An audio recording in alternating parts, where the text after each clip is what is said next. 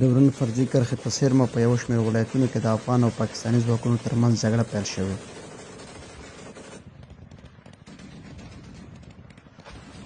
د ننګرهار اطلاعاتو او کلتور ریاست مسؤلین وایي چې د افغانستان پر خاوره د پاکستان له لوري هوایي برید په غبرګون کې د ختیځ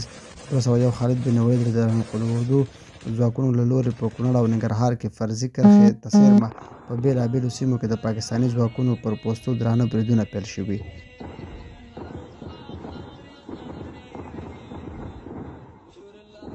په ورته مهال کې ځایي سرچینو ویلي چې د پکتیا په اریوب ځاځیو ولسوالۍ کې ډیورنډ فرضي کرښې ته څېرمه